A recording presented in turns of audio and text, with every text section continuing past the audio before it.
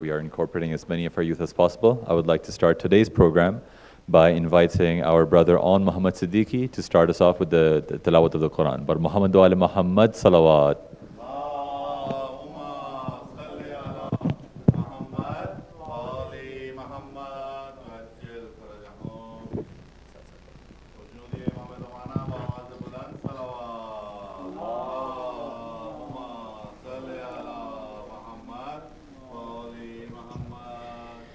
أعوذ بالله من الشيطان الرجيم بسم الله الرحمن الرحيم ويل لكل همزة لمزة الذي جمع مالا وعدده يحسب أن ماله أخلده كلا لينبذن في الحطمة وما أدراك ما الحطمة نار الله الموقدة التي تطلع على الأفئدة إنها عليهم مؤصدة في عمد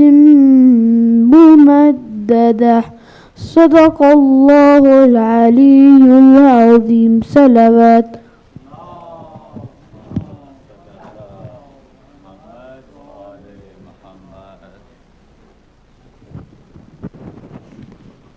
Please recite another salawat for brother Muhammad on Siddiqui.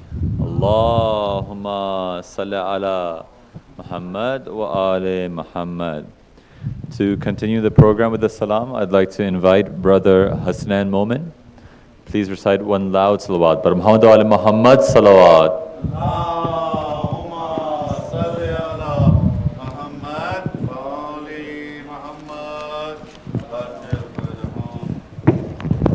محمد وعلى محمد بلند الصلوات. اللهم صل على محمد وآل محمد. مولا مقتل میں سر کو جھکائے لاش اکبر پہ تنہا کھڑے ہیں زیمے تپکتے ہیں آنسو ہائے سگرا کا خط پر رہے ہیں بول کیا میں جواب اس کا دوں بول کیا میں جواب اس کا دوں ہائے سگرا بتا کیا لکھوں ہائے سگرا بتا کیا لکھوں ہائے سگرا بتا کیا لکھوں میں تو پردیس میں لٹ گیا اپنے لشکر کو میں رو چکا تیرا بابا غریب ہو گیا تیرا بابا غریب ہو گیا اور اس کے سوا کیا لکھوں ہائے سگرا بتا کیا لکھوں ہائے سگرا بتا کیا لکھوں آندیا میرا گھر لے گئی میرے لگتے جگر لے گئی میرا نور نظر لے گئی میرا نور نظر لے گئی اور اس کے سوا کیا لکھوں ہائے سگرا بتا کیا لکھوں ہائے سگرا بتا کیا لکھوں خط تیرا اب سناؤں کسے کون میری صدا پر اتر شب کو جاگے ہوئے سو گئے شب کو جاگے ہوئے سو گئے اور اس کے سوا کیا لکھوں ہائے سگرا بتا کیا لکھوں ہائے سگرا بتا کیا لکھوں ہائے سگرا وہ بھائی تیرا جس نے تجھ سے وعدہ کیا کھا گئی اس کو کرب و بلا کھا گئی اس کو کرب و بلا اور اس کے سوا کیا لکھوں ہائے سگرا بتا کیا لکھوں ہائے سگرا بتا کیا لکھوں پیار تو نے ساجس کو لکھا گھٹنیاں بھی چنا چل سکا ہاں وہ اصغر پیا بنا رہا ہاں وہ اصغر پیا بنا رہا اور اس کے سوا کیا لکھوں ہائے سگرا بتا کیا لکھوں ہائے سگرا بتا کیا لکھوں اب سکینہ کا حافظ خدا وقت زینب پہ بھی ہے قضا مجھ کو گھیرے ہوئے ہے قضا مجھ کو گھیرے ہوئے ہے قضا اور اس کے سوا کیا لکھوں ہائے سگرا بتا کیا لکھوں ہائے سگرا بتا کیا لکھوں یہ تو اچھا ہوا لاد علی اپنے گھر میں تو رہ گئی بیری دائی سے تو بچ گئی بیری دائی سے تو بچ گئی اور اس کے سوا کیا لکھوں ہائے سگرا بتا کیا لکھوں ہائے سگرا بتا کیا لکھوں خط و ریحان و سرور تک کیا خاک سے میرا مولا اٹھا لاش اکبر میں خط رکھ دیا لاش اکبر پہ خط رکھ دیا اور اس کے سوا کیا لکھوں ہائے سگرا بتا کیا لکھوں ہائے سگرا بتا کیا لکھوں محمد وال محمد بلند سلوات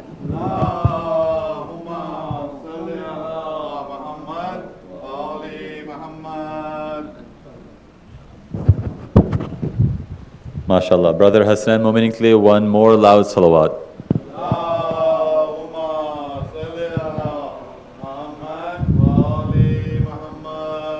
I'd like to once again check in with the sisters and ask if Sister Aliha Rizvi and Zainab Heather are available for their recitation of their poem and speech.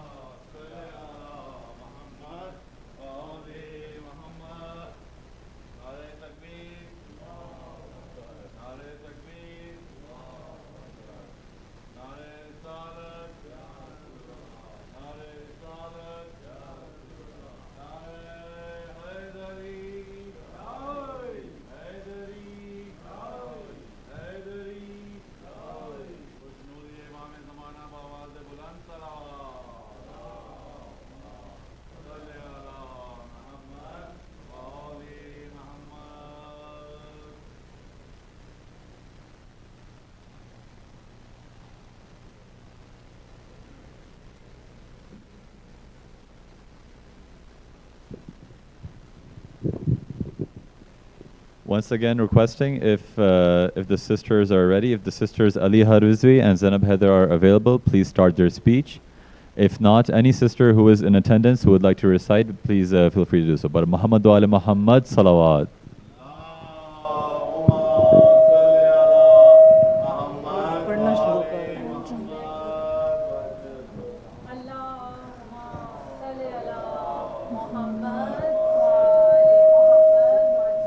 أعوذ بالله من الشيطان اللعين الرجيم بسم الله الرحمن الرحيم الحمد لله رب العالمين اللهم بلغ مولاي صاحب العصر والزمان صلوات الله عليه عن جميع المؤمنين والمؤمنات في مشارق الأرض ومغاربها وبرها وبحرها وسحلها وجبلها حييهم وميديهم صلوات الله.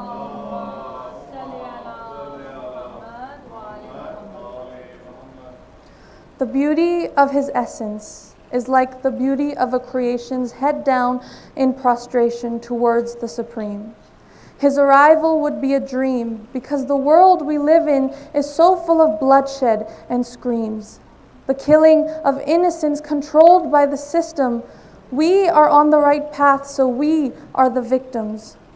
We are in desperate need of his help, but in order to gain his help, we must help ourselves.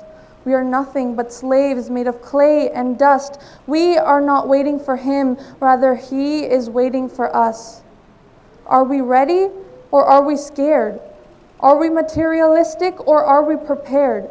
Because we're attached to this dunya like a bee to the buzz, like a fiend to the drugs, like a pen to its ink, like an eye to its blink, like an answer to its hint. He is the answer that we are seeking. But how can we gain our answer if it is lies that we are speaking, demise thoughts that we are teaching? So how will we treat the speech of the Imam when he is preaching? Without you, O Master, we are nothing. You are the pride of Murtaza, the light of Mustafa. You are surely the Muntaqeen, the leader of Sadiqeen. You are like the beauty of the sun at Suhoor. You are truly the Mansoor. You are Hujjatullah, Khalifatullah. You are surely the light of Allah, the friend of Allah. So under the same beautiful moon, I gaze upon night after night. As a man the world is waiting for, you are that sense of loneliness that is always with me, the hidden who is always present. Master, Master, where are you? Without you, O Master of this age, we are nothing.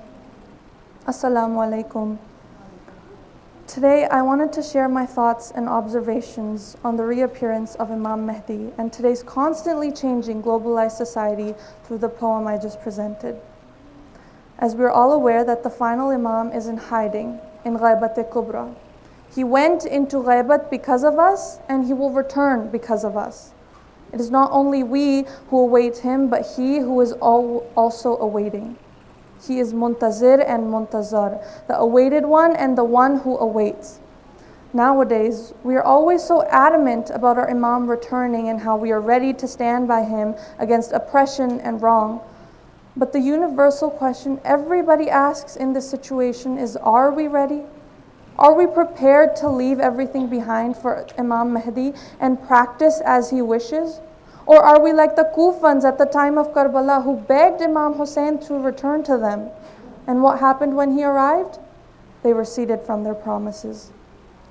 There are several questions to ask ourselves in order to prepare for the return of our Imam. Why are we waiting for Imam Mahdi? Is it because we are told to do so by our elders and have this feeling of obligation that we have to be part of his ummah?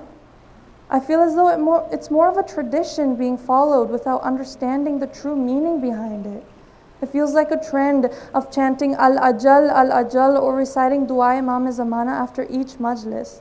But there's no pure association with the Imam, which is why we don't know about him or don't feel the attraction to learn more.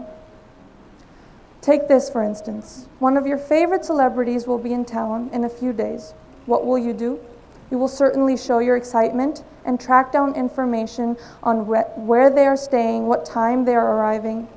You will dig to the point that you know everything about them so you can prepare yourself to meet them. You will try to portray yourself in a way that is pleasing to them. So why not that same affection for your Imam?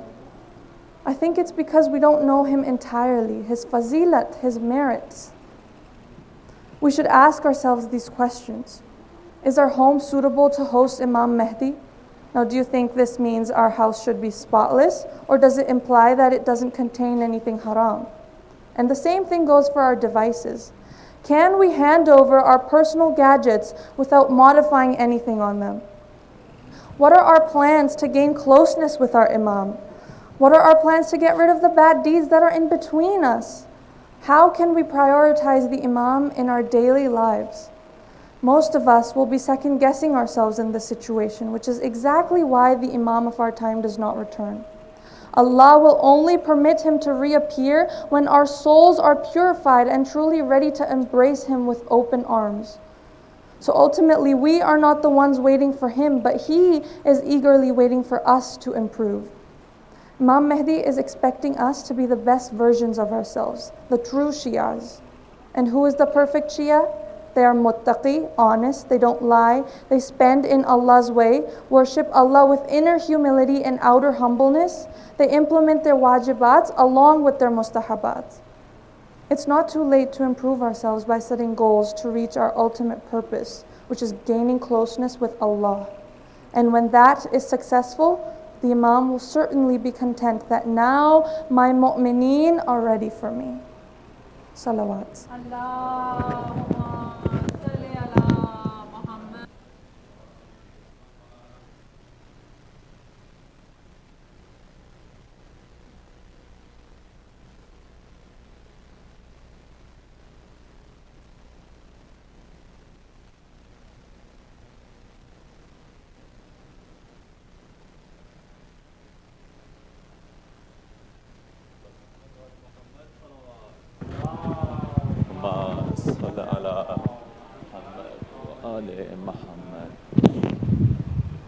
That concludes some of the youth segments of our program today, and I would now like to invite Brother Rizvi, Shabir Bhai, to recite the Marsiya.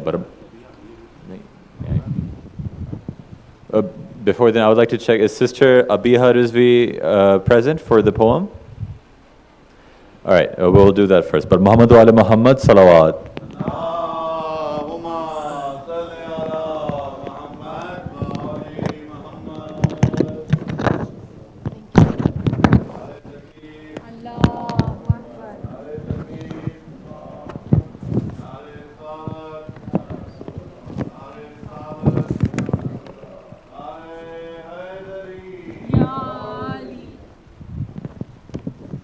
Muhammad wa ali Muhammad salawat.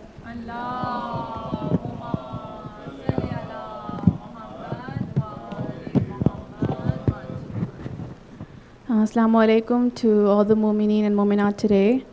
I will be reading a poem that I wrote dedicated to the Imam of our time, as well as Imam Hussain alayhi salam. And I got help from Ziyarat-e-Nahiya writing this poem, so it centers upon the Masaib of Imam Hussain alayhi salam. It's called Insufficient. A'udhu billahi minash shaitanir rajim. Bismillahir rahmanir rahim. Words hold power, like the sweet fragrance of a flower. They say they thought in vain that they could do justice and explain the intensity of the acts so inhumane. If only these letters written with pain could portray a little better the agony of Hussein. But words don't hold power, only spaces on lines they devour. If they could, they would ask, what was the most difficult moment, Ya Imam? So I could have taken the wounds and you wouldn't be harmed.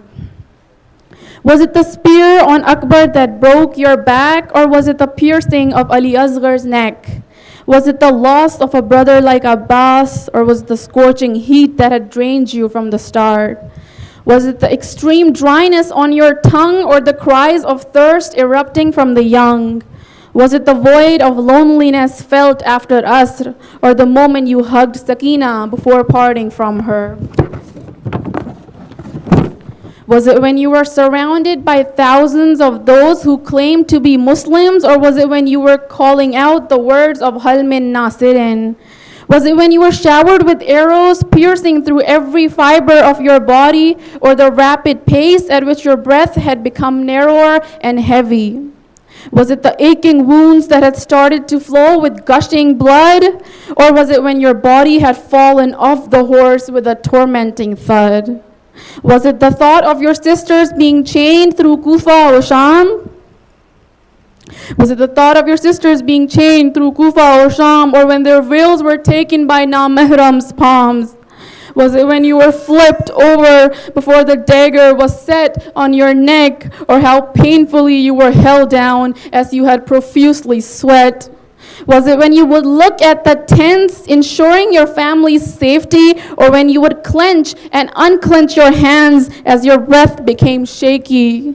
Tell me, O Aba Abdullah, what was most unbearable, as no pain today and in the days to come for anyone will ever be comparable to what you endured. Perhaps my tears will one day help me understand your sabr and the godly man you are. My words could go on forever to remember your divinity, but they remain insufficient in their endeavor to showcase your nobility. So I'm left with my tears clouding my sight in front of your dome as I let out a sigh. My only hope when life becomes unbearable, but then I think of you and nothing comes comparable. So you're the reason for my courage and resilience as I pass every year of my life with moral valiance. खुशनूदी इमाम ज़माना बुलंदतर सलावत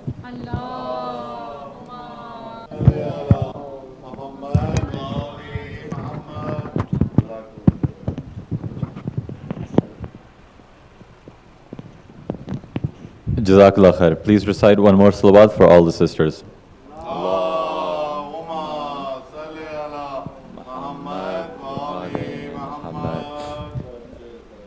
Continuing with the program, I'd like to now invite Brother Shabir Bhai to recite the Marsiya Bar Muhammad wa ala Muhammad salawat.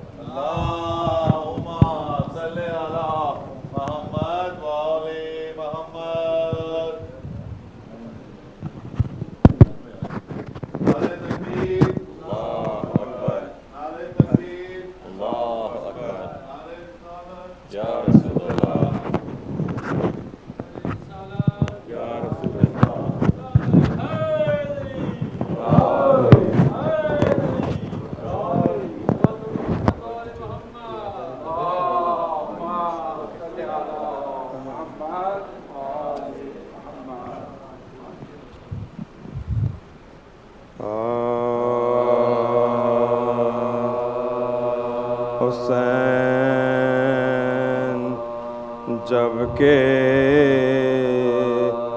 चले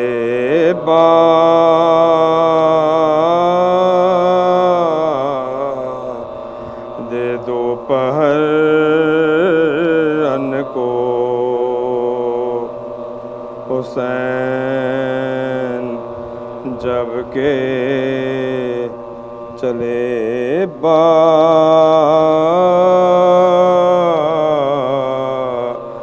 दे दोपहर run को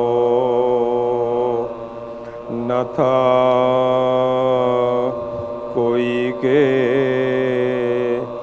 जो था में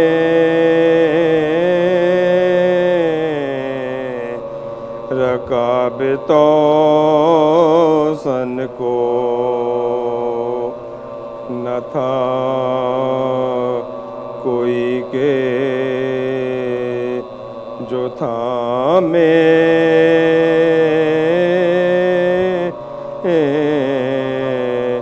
रकाब तो सन को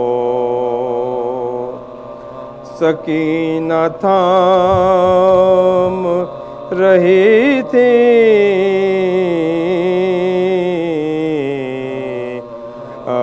کے دامن کو سکینہ تھام رہی تھی ابا کے دامن کو حسین چپ کے کھڑے تھے جھکائے گردن کو نہ آسرا تھا کوئی شاہ کربلائی کو نہ آسرا تھا کوئی شاہ کربلائی کو فقط سوار کیا تھا بہن نے بھائی کو نہ آسرا تھا کوئی شاہ کربلائی کو فقط سوار کیا تھا بہن نے بھائی کو حسین جب کہ چلے بر محمد وآل محمد صلی اللہ علیہ وسلم اللہم صلی علی محمد وآل محمد. سورہ فاتحہ.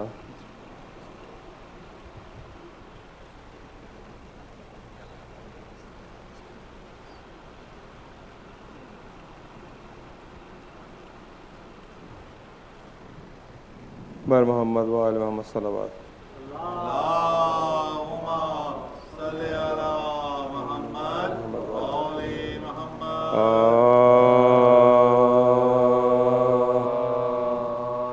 کے برابر آئے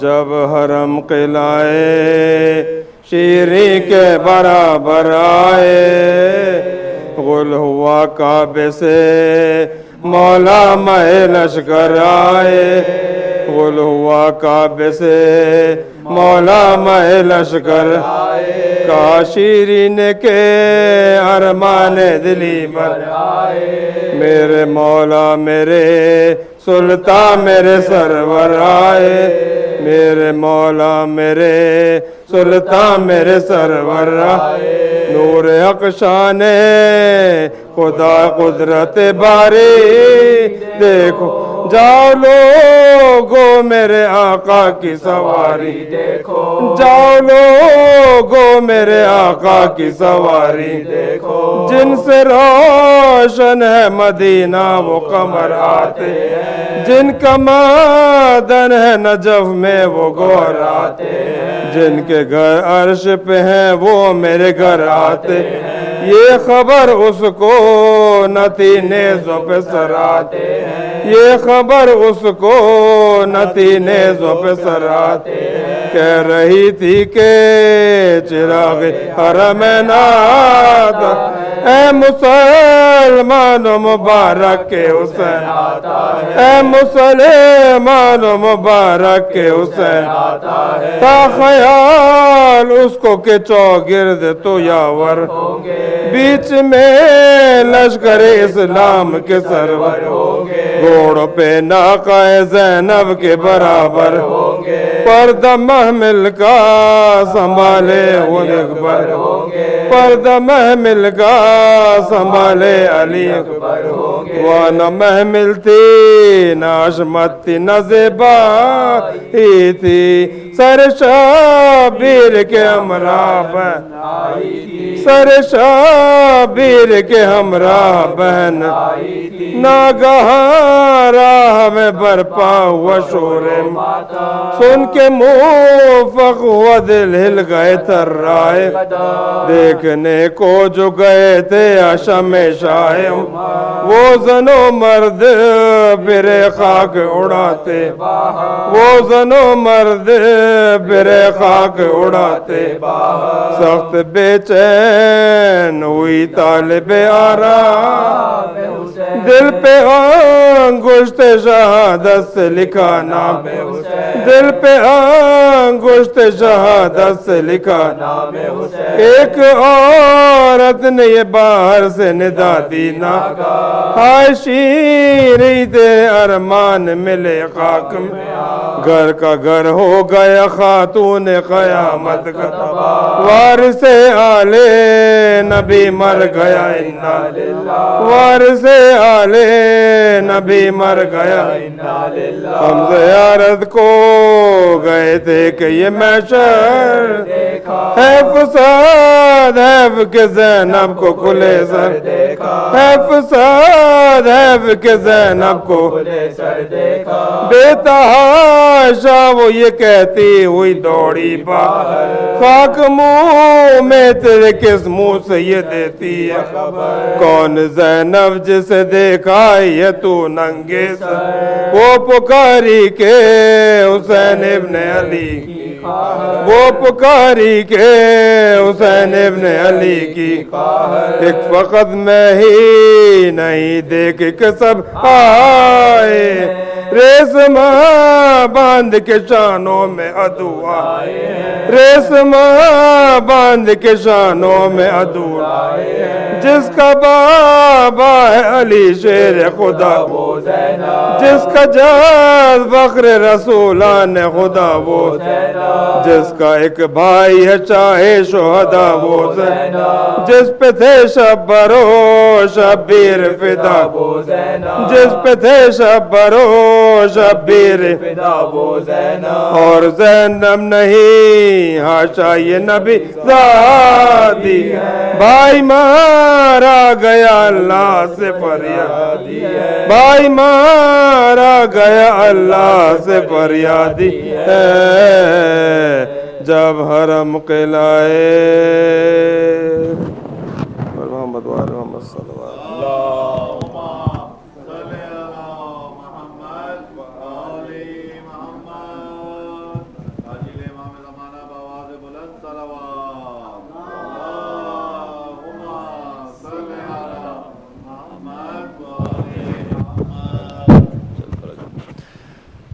Jazakallah khair to Brother Shabir Bhai and his team. Just a couple of announcements before we invite Qibla to take the mimbar. Our program for the Khamseen continues. It continues tomorrow, and the next Khamseen, the Khamseen Sajjadiyah, starts on Tuesday. We also have some plans, several upcoming plans. The next one being the Ashraf wa Arba'in. We will have Molana Ali Raza Rizvi from 11th to 20th Safar. At the end of which we will be doing an Arba'in walk towards the end on Arba'in Day. There are some additional programs that we'll tell you more about as we get closer, but another Ashraf from the 25th Safar till 5th Rabiul Awwal. On the 25th of Safar, we will have a Taboot for the Shahadat of the 4th Imam. And later, down in the summer, on the 30th of September, we will do a car rally that will start from the Hussainia for Jashn Milad al-Nabi. But for the time being, I would like to invite the Qibla to take the mimbar. Bar Muhammad wa ala Muhammad salawat. Allahumma salli ala Muhammad wa ali Muhammad. Nare takbir. Allahu Akbar. Nare takbir. Allahu Akbar. Nare risalat. Ya Rasulallah. Nare risalat. Ya Rasulallah. Nare Haydari. Ya Ali, Ya Ali, Ya Ali Madad. خوشنودی امام زمانہ بآواز بلند صلوات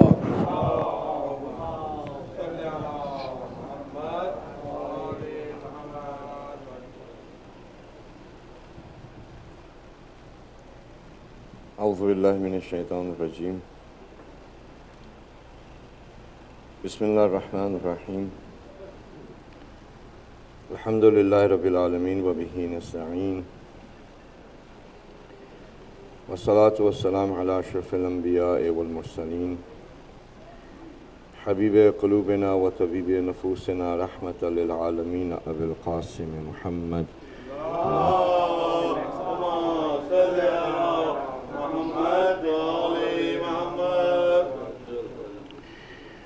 والصلاة والسلام على أهل بيته الطيبين الطاهرين المعصومين المظلومين ولعنة الله على أعدائهم أجمعين. اللهم كن لوليك الحجة ابن الحسن صلواتك عليه وعلى آبائه في هذه الساعة وفي كل ساعة وليا وحافظا وقائدا وناصرا ودليلا وعينا حتى تسكنه أرضك طوعا وتمتعه فيها طويلا برحمتك يا أرحم الراحمين. اللهم صل على محمد وآل محمد. أما بعد السلام عليكم ورحمة الله وبركاته. All praise and glory belongs to Allah, the one who has blessed us with an opportunity that He has not blessed any other creation. If we were to recognize this opportunity, a lot of the things that we do in life would change. This opportunity would become the higher purpose of our life. This opportunity will become the Kaaba of our life. Every single thing that we do in a day, what we will do in our life, would do tawaf, or it would go around that opportunity. If we were to forget what that opportunity is, then that's what we've been mentioning to you, that a person will create a virtual reality for themselves.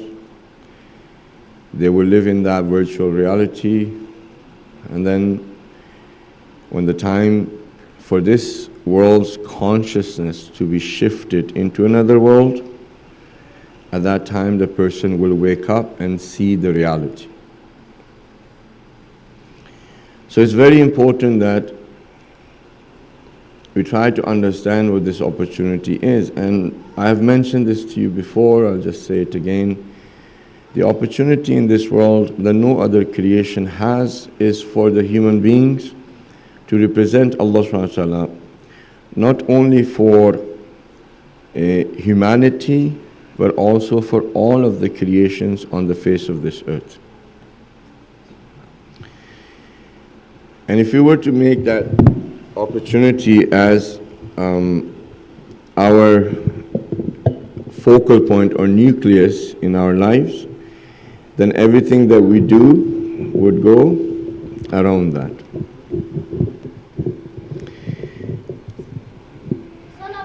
Allahumma salli ala Muhammad wa ali Muhammad. Now, in this virtual world or reality that I would say that most of us are in. Yesterday I mentioned to you about how shaitan, the word in Arabic translated into English we say kidnap, but if you were to be kidnapped by shaitan, you would know you've been kidnapped and you would struggle and you would become his enemy and you will try to get yourself out of that. So what he has done to us is that he's taken the essence out of the things that were supposed to help us to perform that opportunity or duty that we as human beings have been brought here for. And if you were not here yesterday, I'll just mention you the example to understand that. It's like a spider that when it catches its prey, what it does is it takes the essence of that prey out of what it needs and just leaves the shell. So if you look at the prey, let's say it happens to be a fly, it will look like a fly, but if you were to touch that, it will just crumble because there's nothing inside. So let's say our salah, he took out the essence. Now it looks like salah, but it's just a shell. Took the essence out of our dua nutba. I've been to places where people don't even have enough motivation to recite the dua nutba themselves. They will put it on a tape. They'll have YouTube recite it. And dua nutba is saying words like, is there anyone who would join me and we were to cry on this hardship of not having the Imam of the time among us, that we were to shout and scream and cry so many tears that we become blind.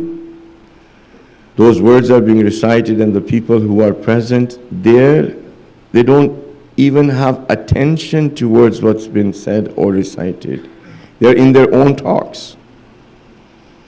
They're talking among themselves.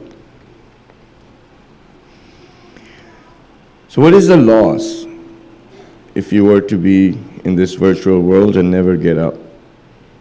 The loss of this is that you will build insecurities from the very beginning of your life. You will spend the rest of your life compensating for those insecurities.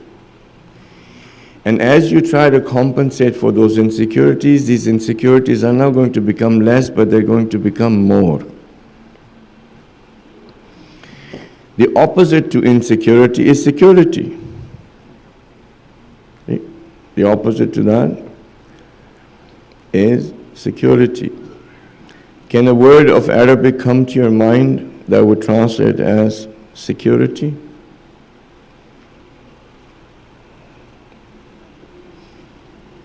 You can think it's a little bit hard question, but afia can be, but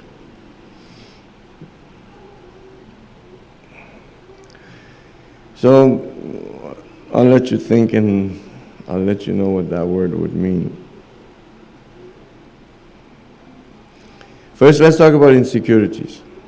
What are insecurities? So first, people who put insecurities into this virtual world in us are parents.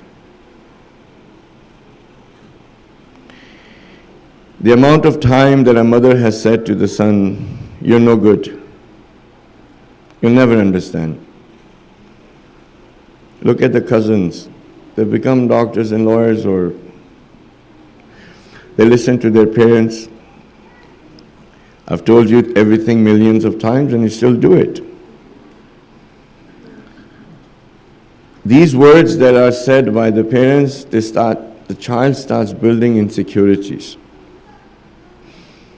Or you're not tall enough. You should drink milk.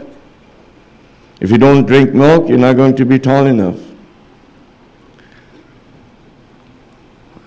I know that I had to hear that. Right? So, if you don't get educated, if you don't get a degree, no one's going to give you their daughter. If you don't have money, you're not going to have respect. If you don't study hard enough, you're going to fail. Right? So all of this talk that parents do with their children, what they're doing is they're building insecurities inside of them, and these insecurities are built, and then the person, for the rest of their life, they're trying to compensate for those insecurities. Because in this virtual world or dream world that we are, these insecurities build our world.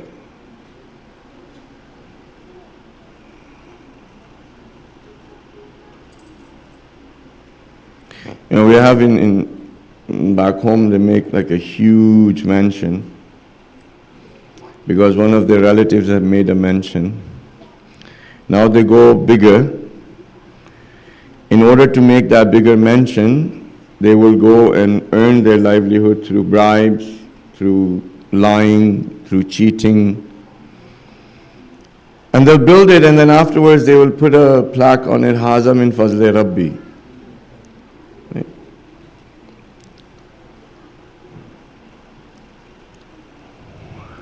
That's not fadl of Allah subhanahu wa ta'ala, that you have built a house that you earned a livelihood by cheating, lying, and bribery. That's actually the azab of Allah subhanahu wa ta'ala. It's a sign of His punishment that you've got that.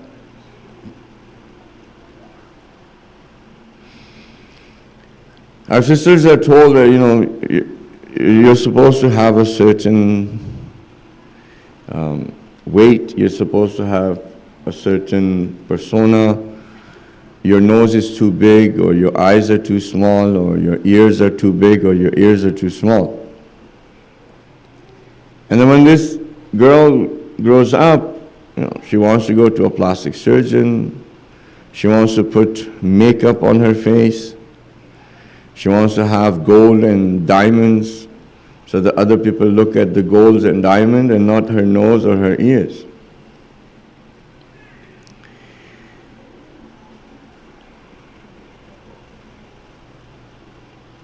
At work, you might have someone who got the promotion, you did not get the promotion, and because they got the promotion, by flattering that boss, you will say, okay, I need to flatter the boss as well. So how do you flatter him? You take him to a restaurant. The boss wants to drink something which is najis. The boss wants to eat something which is najis.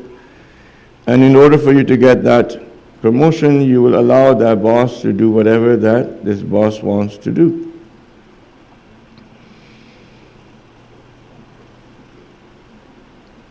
They will have a superstar of basketball, LeBron James, for example. He'll have this hat that he'll wear or these clothes that he would wear.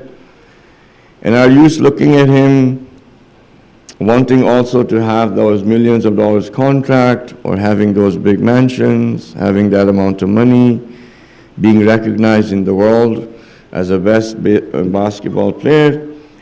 They will either try to get into the NBA by keep playing basketball, or they will buy those brands like Adidas and Nike, or what else is there?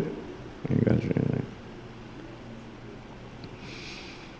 And the parents will pay $250, $300 for a shoe. Why? Because it says Adidas on it. What is the shoe going to do? If the shoe was designed for running, if the shoe was designed for basketball, if the shoe was designed for court, they're neither playing basketball nor they're going into a court, court meaning like tennis or... they're just buying it because they're idle, or in the school somebody else has got the Adidas shoes which is $250 and I don't have one. Or our sisters will put on the byproducts of animals on their face just so that they can look pretty or beautiful. If you were to look at Sephora and go take a look at the makeup and read the ingredients and then see where these things are coming from, you will not be putting it on your lips.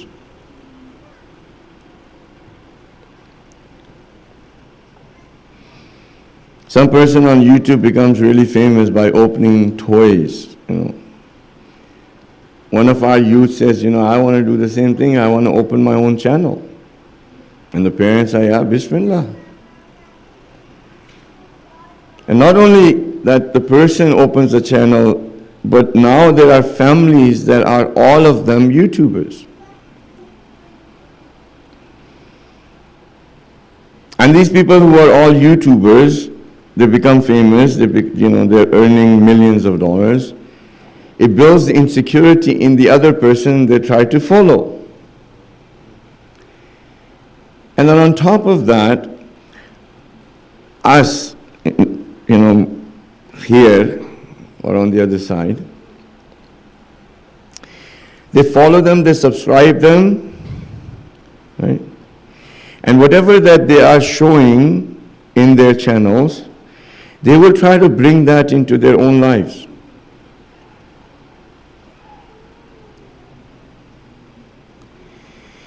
if I was to just go through the whole of the system that we live on, it's all based for you to compensate for an insecurity, and because you're compensating for an insecurity, the whole system can exist.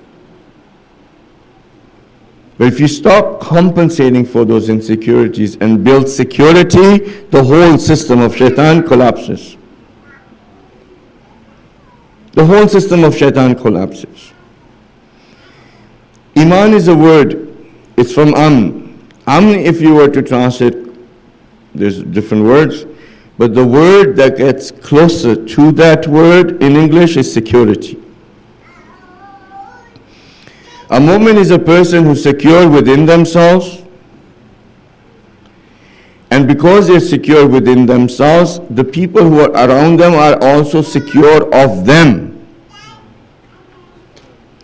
They are not in pain or suffering because of that person's tongue. If a mu'min who says there is a mu'min and other people are in pain and suffering and they're insulted and they're put down and they're defamed and their character assassination, all of that, if that person is doing from their tongue, that means that person is not a mu'min, because a mu'min is someone from whose hands and tongues and from their whole existence everybody is secure. Do you get it now? Insecurity versus security. If we have security within and it's projected outside, the whole system of shaitan collapses. Why? Because it's built on insecurities. Why? Because he was the first being to become insecure.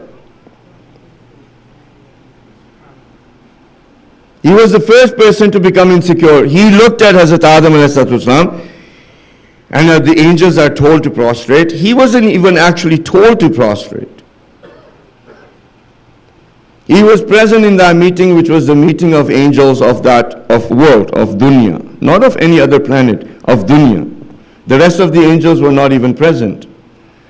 He happened to be there. Allah subhanahu wa ta'ala said, prostrate. He was present among the angels. The angels prostrated. He did not prostrate. When asked, why did you not prostrate? He said, well, you're going to have me go and sajda in front of this? This being is made out of dirt. I'm made out of fire. I'm better than him. Why was this jealousy and kibr coming from? Insecurity. If someone has insecurity, they're basically now following the footpath of shaitan. And the more they follow or compensate for those insecurities, the more they're going to become just like the one that they're emulating.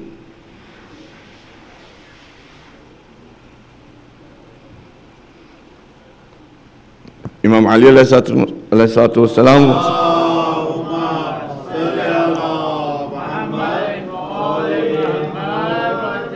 he's Amir al-Mu'mineen. He's a total iman. Entire iman. His love is a sign of iman.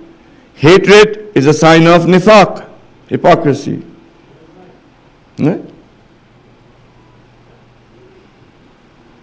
Imam Ali was secure. Inside he was secure. Because he was secure, they offered him a chair of rulership. He said, I don't want it. I don't want this rulership. Why? Because in Ghadir, the Holy Prophet announced that I am the Mawla, the master of anyone who is the Holy Prophet a master of. What more do I need? The announcement of my vilayat is actually the completion and the perfection of religion. The announcement of my vilayat basically means that all of the efforts of the Holy Prophet are going to bear fruit. If the Holy Prophet did not announce my wilayat, then they will be as if he has done nothing of his message. What do I need to be insecure about? Nothing. He says it's enough for me of an honor that I am a slave and my master is Allah subhanahu wa ta'ala. He said, I don't need anything after that. I'm proud of the fact that I'm a slave and he's my master. I don't need anything.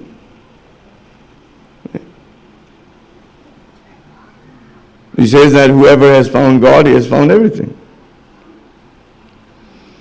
Whoever has found God has found everything, and whoever hasn't found God has found nothing.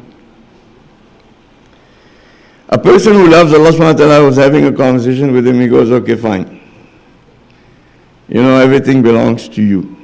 I understand. Everything belongs to you. I understand. But you belong to me.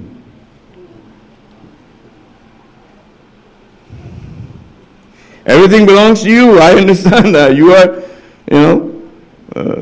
Maliki Yawmiddin, you have ahata, you have power over everything. Kulla shayin qadir, you're khaliq kulla shay. I understand that. It's all yours. But you know what? You're mine. And because you're mine, everything that is yours is also mine.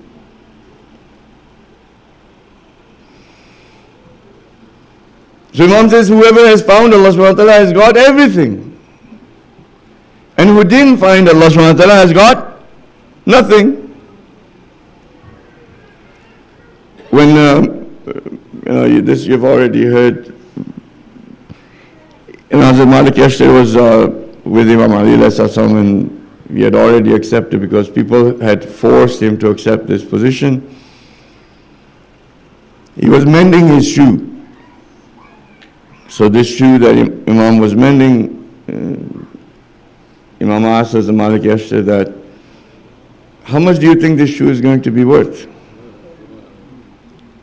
Just remember, these kids who buy $350, $400 shoes, they're still insecure. Their shoes are $300, $200, $400 and they're still insecure.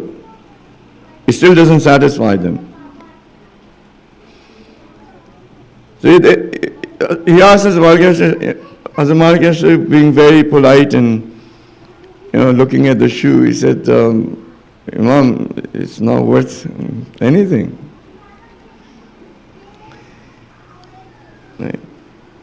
Now Imam had asked him about the price of the shoe. If he had asked him about the price of someone that this shoe belongs to, Hazrat Malik yesterday would have given a different answer. It's amazing how in English all of your attention, everything changes, nahin? I'll show you how in your virtual world what language does to you. I'll show you right now. Imam Ali ने हज़रत मालिक अशरफ से पूछा कि इस जूती की क्या कीमत है? हज़रत मालिक अशरफ ने कहा कि मौला इस जूती की कोई कीमत नहीं है.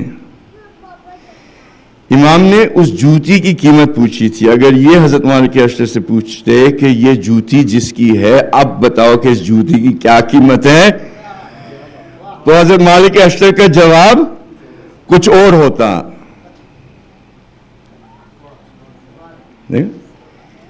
What was the difference between what I just said in English and now that I said in Urdu? Nothing. But in your virtual world, that same sentence translated into Urdu was something that increased your iman. And this is what we do in majlises.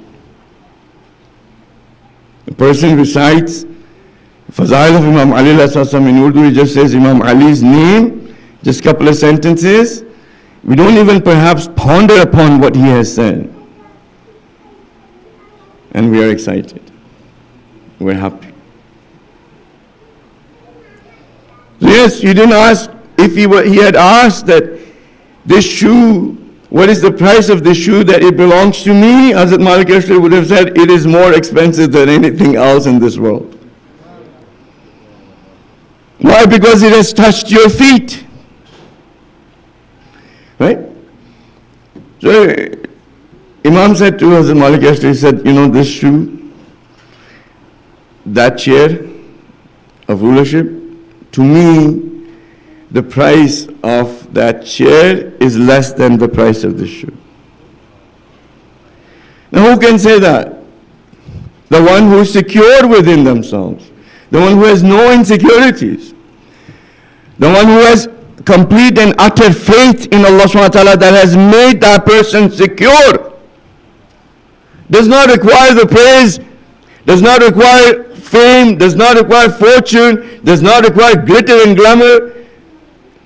He is the ruler of an empire, and you go and take a look at his house. He had a skin of an animal, that during the day animals used to have food on from there, and at night it would be flipped and he would sleep on it.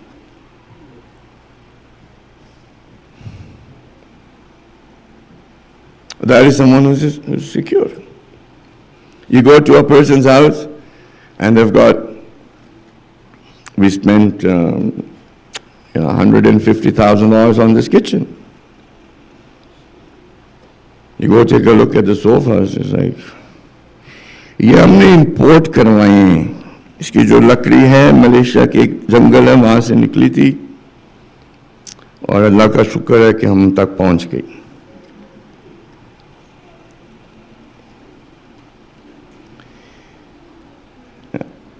This sentence is showing you that this person is insecure. They need to project the fact that where the wood has come and that this furniture belongs to them and it's worth, a few $1,000s. आपको पता है कि ये मेरा 25वां trip होगा ज़ियारत का. बस अल्लाह का शुक्र है, मौला का करम है, बस उसकी देन है. This is my 25th trip to Ziyarat, Maula calls me, and the person, this, if Imam called you, you've gone visited him 25 times or 30 times or 40 times, who cares? Who cares? Is there something to be proud of? In return, it could be said, okay, you went 25 times, did ziyarat of Imam Hussain, did you become Hussaini? Did you become Hussaini? If you did not become Hussaini, then all of those 30 times or 25 times that you've gone will be brought back on the day of judgment, a witness against you in the punishment that will be increased for you.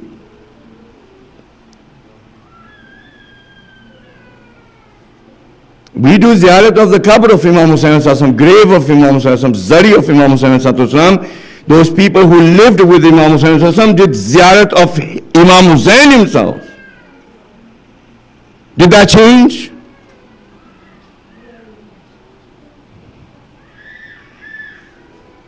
Did that change them?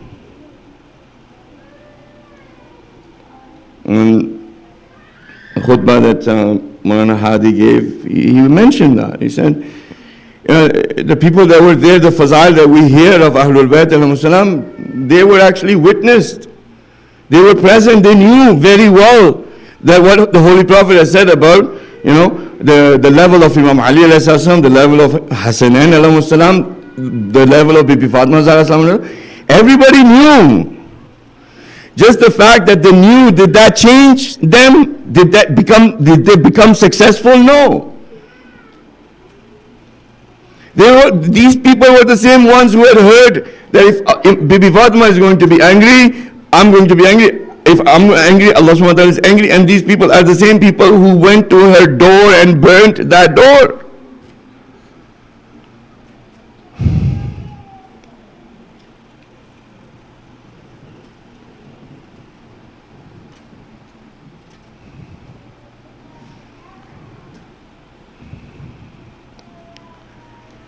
We have been colonized, our minds are colonized. I'm speaking to colonized minds.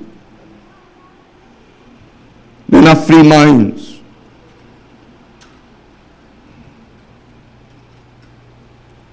If you think that our minds are not colonized, go outside, speak to a person whose name is John Smith. See how your shoulders are. Look at your body language. See when you speak to them. इसको भी उर्दू में कहें या English में समझ में आ गई? आ गई?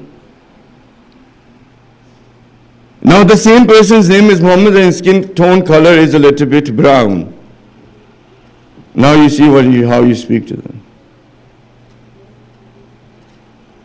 I think a lot of the problems in our centers will be solved if all of the white people take the executive committee positions. There will be no fights. Because the way that the community is going to deal with them, they're going to deal with them with that colonist mind of shoulders down. Yes sir, no sir. As soon as they see it's brown color, our person from Pakistan, "Oye, ye nahi kiya tumne?"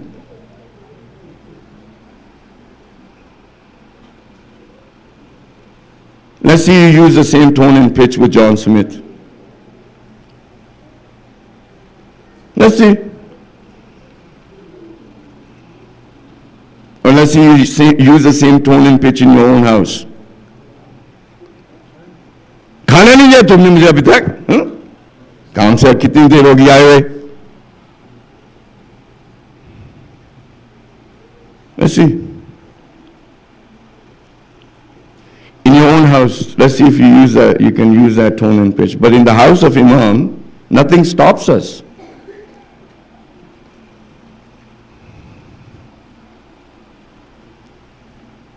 Nothing stops us.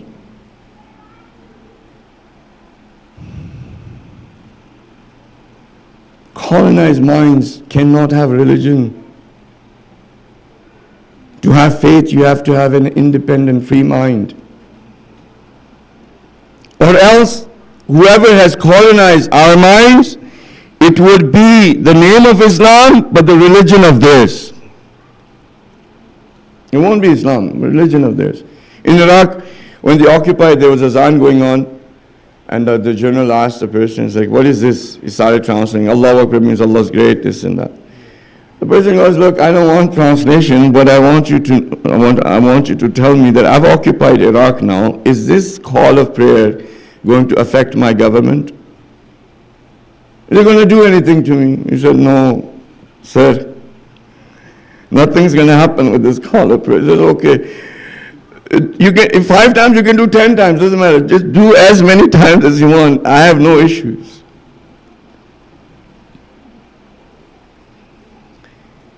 The insecurities that are built in us, to compensate those insecurities, we live our life in this virtual world. The problem is, the more you try to get rid of those insecurities, the more they become. Something else which, Molana said, he brought a very beautiful hadith of Imam Hussain about why people disobey Allah subhanahu wa ta'ala. And the gist of that hadith is that the reason why people disobey Allah subhanahu wa ta'ala is because greed or fear. When you are insecure, either you're going to be greedy or you're going to be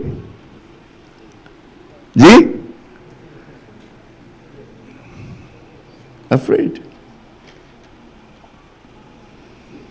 Imam Hussain says this is the reason why people disobey, either out of greed or fear. So when you have insecurities, either you're going to be greedy or you're going to be fearful. And then he continues, he's saying that whatever that you're greedy for, you will never get it. Whatever that greed you're in hope for, you will never get it. And whatever you're afraid of is going to come so quickly in front of you, it's going to grab you.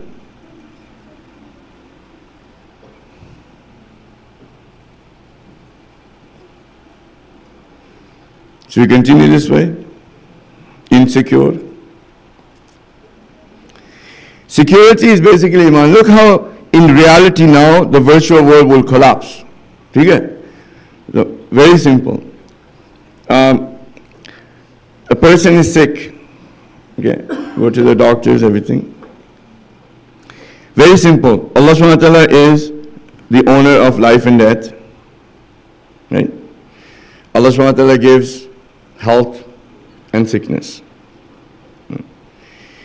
The number of breaths we're going to have in this world are counted for. Okay? 3 things. That's it. You don't need to think of anything else. If these 3 thoughts come to your mind and you are actually, you take it in your heart and you believe in that, just these 3 sentences, which are the ideology, the faith of all of us. Who is here as a Muslim denies that Allah subhanahu wa ta'ala does not own life and death? Who as a Muslim denies that Allah subhanahu wa ta'ala is not the one giver of health and illness? Who is here to deny that all of the breaths are counted for? Nobody. So if you have just these 3 things, you're going to be secure. And no other thought is going to bother you. You don't have to compensate for any other insecurity.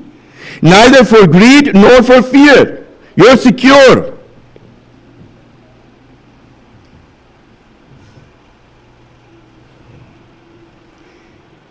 Any other examples you can think of? You lost your job.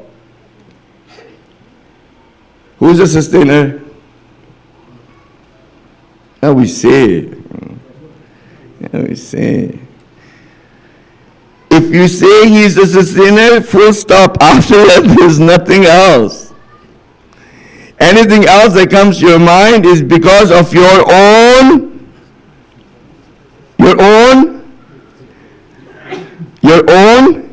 insecurities. It's either greed or fear.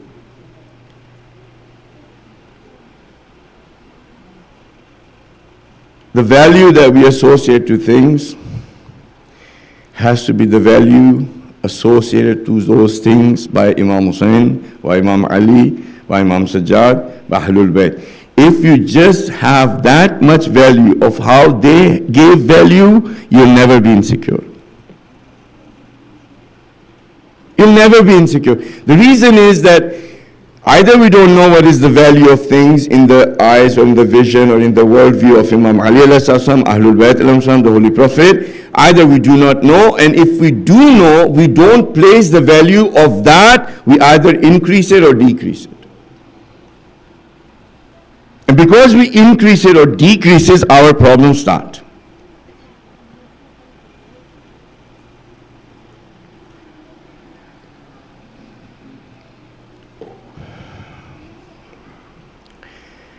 Okay, this is the last question because namaz time is there and we have matam as well.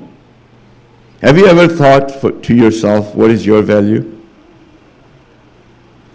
Urdu में भी कहते हैं, आपने कभी बैठ के सोचा कि आपकी कीमत क्या है? 60-70 साल के हो गए, 50 साल के हो गए, 45 साल के हो गए, 30 साल के हो गए, 25 साल के हो गए, 10 साल के हो गए, 70 साल के हो गए. कभी ये बैठ के सोचा है कि आपकी कीमत क्या है? Have you ever asked this question, what is my value? What is my price?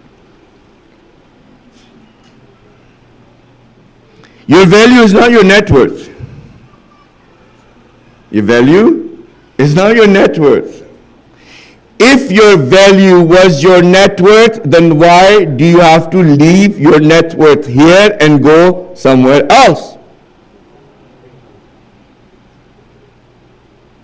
If the value was your net worth, I have $1 million in my bank account, this is my value. I have 10 businesses, this is my value. Okay, this is your value. After you go into 6 foot under where everybody is going to go, can you take this value of yours there?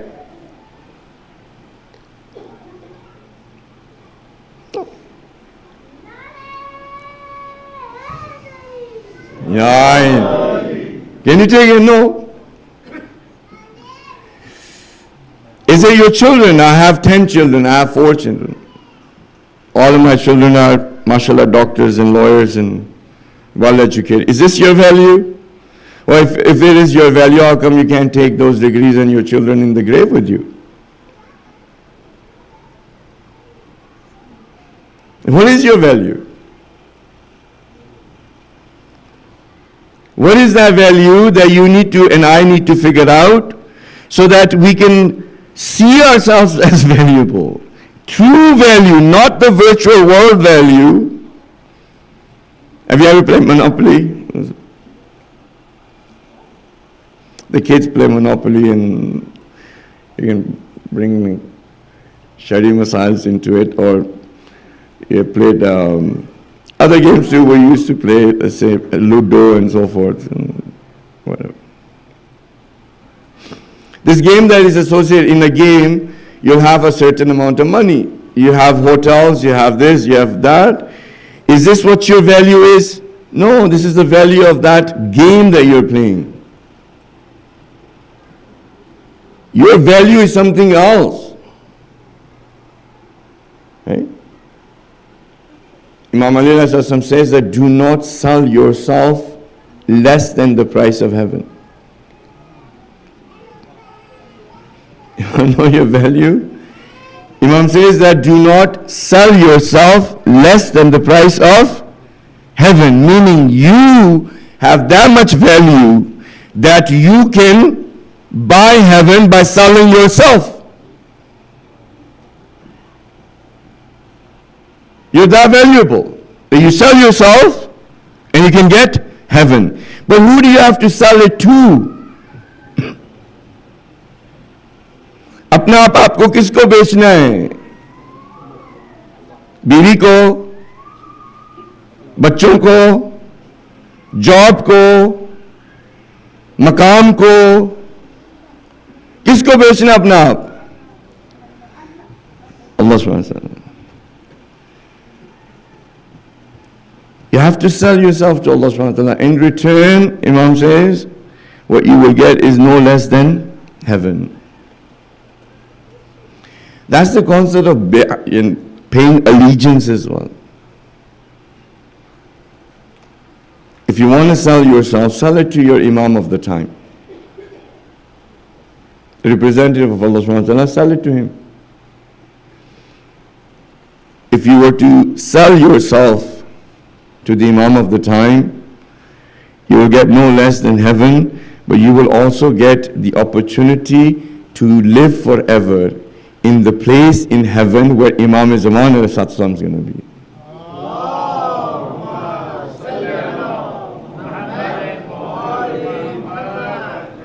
And if you sell it to anything else, guess what? On the Day of Judgment, you will be resurrected with that. On the Day of Judgment, you will be resurrected with whatever that you have sold yourself to. The people had said that we have sold ourselves to Imam Hussain. The bay'ah that they did, they said we sold ourselves. Meaning what? My life, my wealth, my wife, my children, my brothers, my sisters, everything that I have is yours, Imam Hussain. But in reality, who had they sold themselves to? Fear and greed. They had actually sold themselves to shaitan, to their lowly desires. They didn't sell themselves. Who had sold themselves to Imam Hussain? His companions. He said, Imam, you own us. Our lives are not ours anymore. Our wealth is not ours anymore. Whatever we have is yours. There was a companion of Imam Hussain, and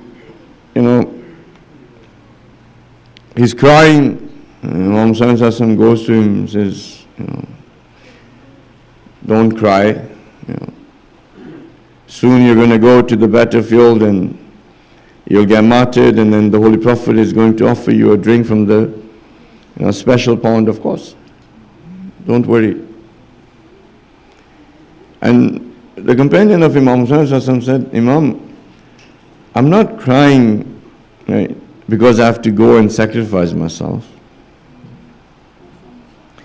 The reason why I'm crying is that I'm going to go to the battlefield.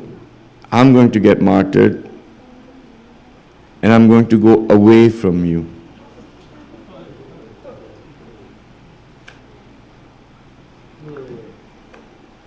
And just ponder a little bit.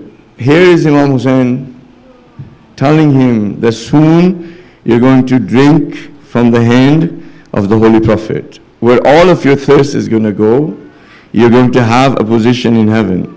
You're going to meet the Holy Prophet. He did not get excited about that. He was still sad.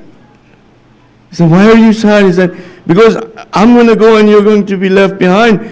I'm going to be away from you, and it's bothering me. I'm crying about it. It's very sad for me. And then the next sentence when Imam Hussain said that, soon I will come to you, meaning soon I will be also there with the Holy Prophet. I will meet him. I will meet you. This companion of Imam Hussain had a smile on his face. The one who was crying now had a smile on his face. Why did he have a smile on his face? Because he knew that soon he is going to meet his master.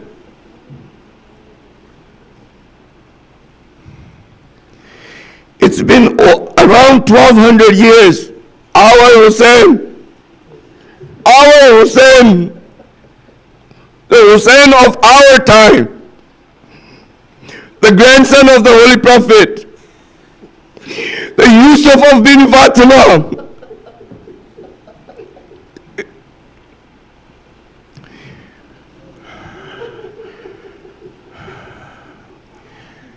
It's been close to 1200 years, and we don't see him, we don't hear him.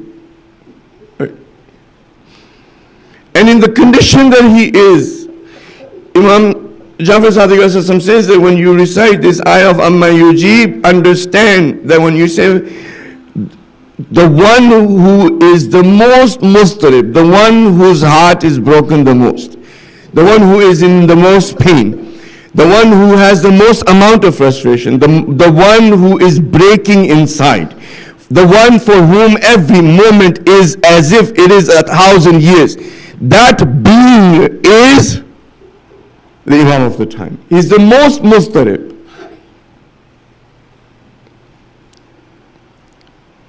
I mean, if you had the clothes of Imam Hussain as tabarruk in front of you, and you were looking at those clothes, and you could see that these clothes are torn, and then you remember that, you know why these clothes are torn? Because Imam Hussain had said that tear these clothes of mine so that they don't look attractive enough to someone else to steal it. And you remember that. And then you see that there's a hole here, there's a hole here, there's a hole here. It seems like this was a sword, this was an arrow. There's dirt here, maybe this was a stone. You see some blood around the neck, maybe this is the blood that fell from the beard of Imam Hussain that was made red because of the blood of Hazrat al-Yaskhar.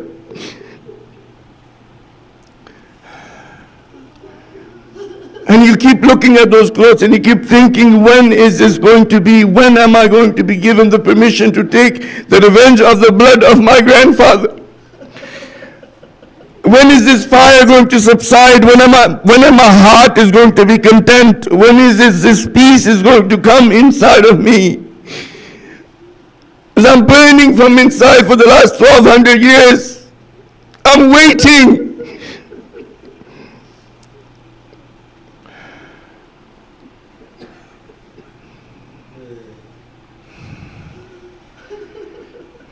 I'm waiting to take the revenge of those slaps that were done to the daughter. I'm waiting to take revenge of the fire that was thrown on the head of Imam Sajjad. I'm waiting for those stones that were thrown. I'm waiting for the blisters that were on the feet of the daughters of the Prophet because they were made to walk.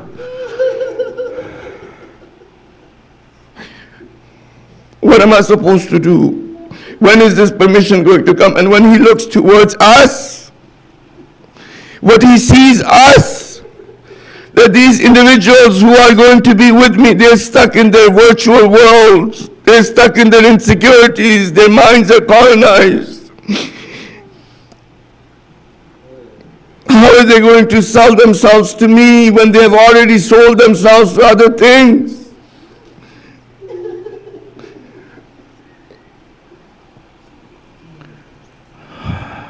Allah subhanahu wa ta'ala gave us the opportunity to wake up. Let us find that security inside of our hearts. And there is no other security but your love. And if it was to come inside of our hearts, it will not leave any space for anything else. Show us the true value of things around us. Let us become those individuals that will be willing to sell themselves to the Imam of the time.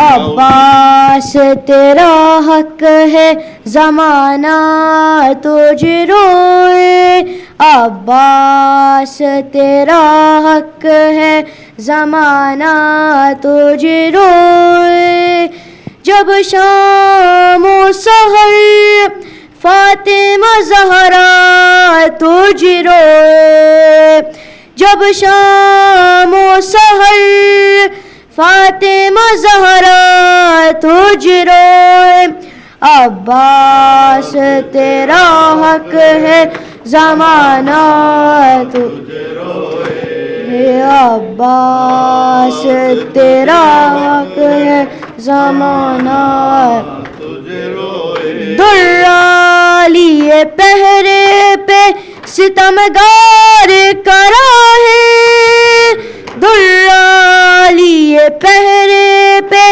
ستمگار کرا ہے کیسے تیرے لاشے پہ سکینہ تجھ روئے عباس تیرا حق ہے زمانہ تجھ روئے عباس تیرا حق ہے زمانہ تجھ روئے جس وقت اٹھایا نہ گیا لاشا جوان کا جس وقت اٹھایا نہ گیا لاشا جوان کا شے اس گری اکبر سے زیادہ تجھ روئے عباس تیرا حق ہے زمانہ تجھ روئے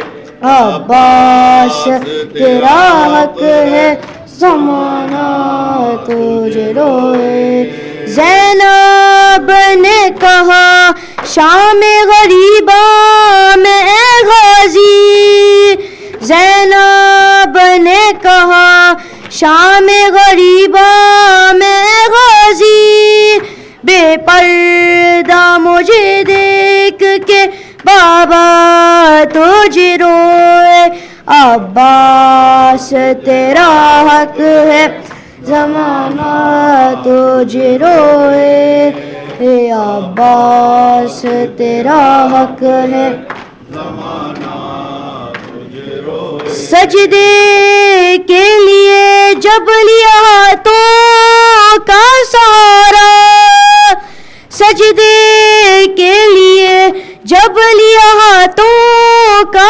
سہارا تو سجاد مصلی پہ ہمیشہ تجھ روئے عباس تیرا حق ہے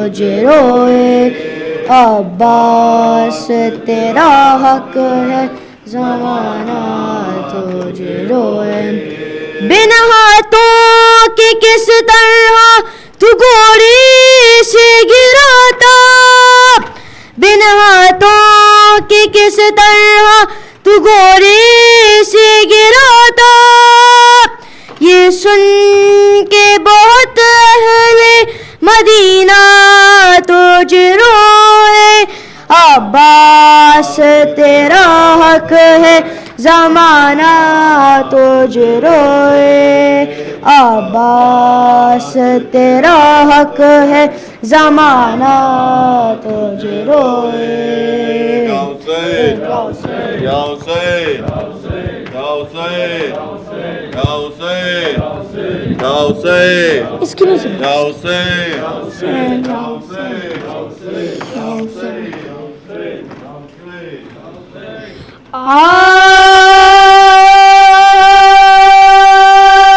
رام کہاں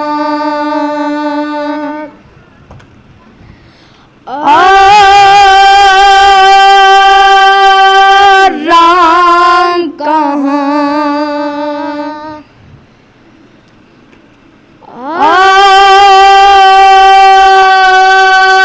رام کہاں کشت اعلیٰ میں زینب کو بھلا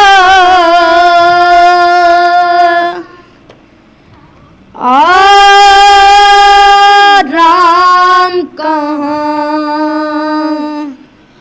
ہائے ہائے رام کہاں رام کہاں ہائے ہائے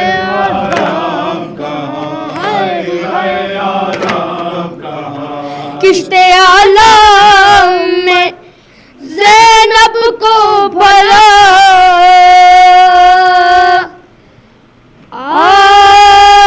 رام کہاں ہائے ہائے رام کہاں ہائے ہائے رام کہاں ہائے ہائے رام کہاں ہائے ہائے رام قتل شبیر بھی عباس بھی اکبر بھی ہوئے کٹ گئے اور محمد کے بھی مقتل میں گلے لاشا ابن حسن ہو گیا پامال جفا آرام کہاں ہائے ہائے آرام کہاں ہائے ہائے آرام کہاں ہائے ہائے آرام کہاں ہائے ہائے آرام کہاں کشت اعلیٰ میں زینب کو بھلا آرام کہاں ہائے ہائے آرام کہاں ہائے ہائے آرام کہاں تیر جب اصغر معصوم کی گردن میں لگا دی خیمے کے در پر کھڑی بانو یہ صدا بن تیرے چین ملے کیسے میرے ماں لگا آرام کہاں ہائے ہائے آرام کہاں ہائے ہائے آرام کہاں کشت اعلیٰ میں زینب کو بھلا آرام کہاں ہائے ہائے آرام کہاں ہائے ہائے آرام کہاں چٹ گئی مشق سکینہ لب دریا افسوس بے کفن خاک پہ ہے شیر کا لاشا افسوس پیاسے بچوں کا کوئی چاہنے والا نہ رہا آرام کہاں ہائے ہائے آرام کہاں ہائے ہائے آرام کہاں ہائے ہائے آرام کہاں کشت اعلیٰ میں زینب کو بھلا آرام کہاں ہائے ہائے آرام کہاں ہائے ہائے آرام کہاں چھن گئی سر سردہ جل گیا اسباب تمام بعد شبیر نمودار ہوئی کیسے یہ شام خون کانوں سے بہا بچی کا دامن بھی جلا آرام کہاں ہائے ہائے آرام کہاں ہائے ہائے آرام کہاں ہائے آرام کہاں کشت اعلیٰ میں زینب کو بھلا آرام کہاں ہائے ہائے آرام کہاں ہائے آرام کہاں کوئی مارا گیا تلوار سے نیزے سے کوئی لاش مقتل میں کوئی دلہا کی پامال ہوئی गया बाजुए अब्बास अलमदार जुदा आराम कहाँ है आराम कहाँ है आराम कहाँ है आराम कहाँ है आराम कहाँ है आराम कहाँ रिश्ते आलम में ज़ैनब को भला आराम कहाँ है आराम कहाँ है आराम कहाँ है आराम कहाँ है आराम से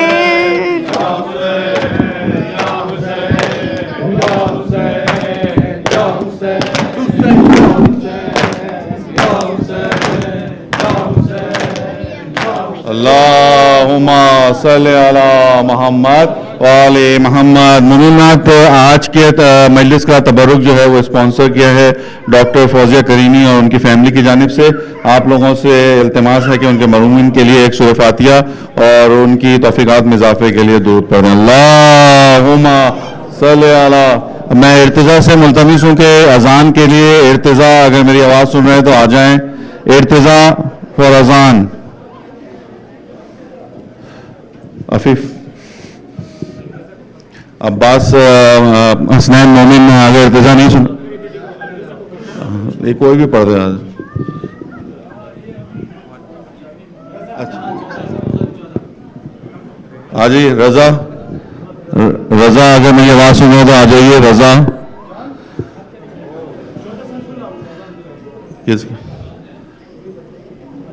आ जाइए अफीफ, आ जाइए। अजान में टाइम में डिलेड भी हो रहा है। आ जाइए अफीफ, आ जाइए।